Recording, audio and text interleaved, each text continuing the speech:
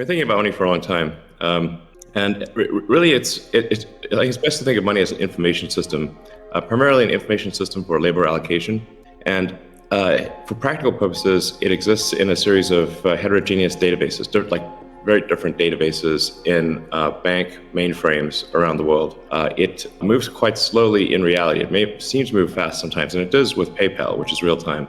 But the vast majority of the systems out there are batch processing. So the actual reconciliation may take 1 to 5 business days, sometimes longer. And you have the ACH system, which is ancient and still in operation, which allows transfers effectively like a check would be an ACH transfer, but it's not secure. And you've got the credit card systems, which are also not secure. It'd be like handing your username and password to a stranger in a restaurant if you buy a meal. So there's definitely an opportunity for something that is better from an information theory standpoint. So and there you can think of it like data on a network. I think is the way to view it. What has the most throughput? What has the least error? What drops the fewest packets? Fraud, for example, being a source of error, and government interference in currencies being a source of error. But it's fundamentally an information system. So I think it makes sense to support something that improves the quality of information with which we conduct the economy. And Bitcoin is a candidate for that. It does, I think, some things well, and it's obviously it's evolving, and there are additional things like Lightning being done on top of Bitcoin. But Bitcoin per se is mostly solving for scarcity, or rather solving for essentially having no throat to choke, decentralized. So there's no one who can be coerced in any way to empty their Bitcoin account. Well, I guess they could technically buy on an individual basis, but the system as a whole cannot.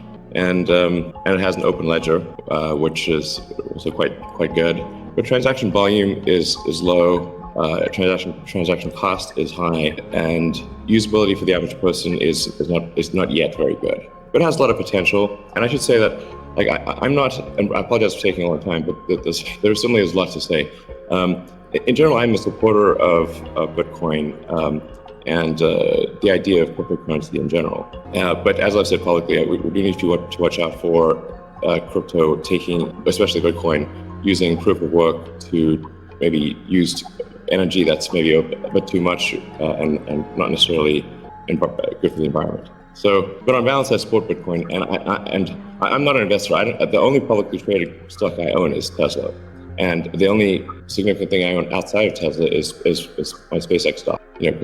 Help create both companies. So apart from that, I do own Bitcoin, and Tesla owns Bitcoin, SpaceX owns Bitcoin, and I do personally own a bit of Ethereum and Dogecoin, of course. Bitcoin does have a fundamental scarcity limit at the base layer that's designed in. That doesn't mean you can't have some layer 2 system in theory like Lightning. And I understand Lightning is doing well in some small countries. There's some question mark as to whether you need a money transmitter license. Just a debate as to whether that's needed, given that it is not open ledger. So that's a whole separate debate, of course. But Bitcoin by itself simply cannot scale to be the monetary system for the world at base layer. But with a second layer, this is possible, depending upon how that second layer is implemented. And that's part of why I think there may be some merit to something that may seem silly, like Ethereum, like Dogecoin.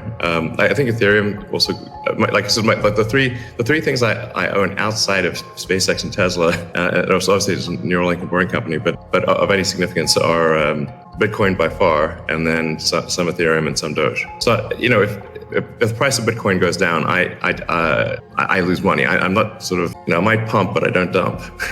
So it's not a case of I definitely do not believe in getting the price high and selling or anything like that. So and I would like to see Bitcoin succeed. I think there's some merit to this is not a slam on Bitcoin. There's some merit to considering something that has higher max transaction rates and lower transaction cost, and kind of seeing how far you could take a single layer network where the exchanges act as a de facto second layer.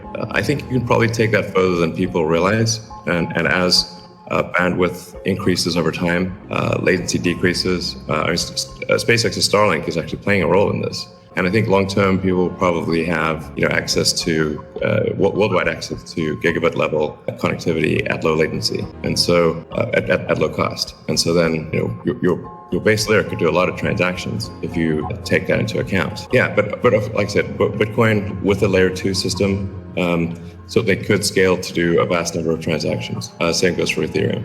Yeah, I mean, these things are helpful to use the physics tools of thinking and say, scale up, scale down, and see if it still makes sense.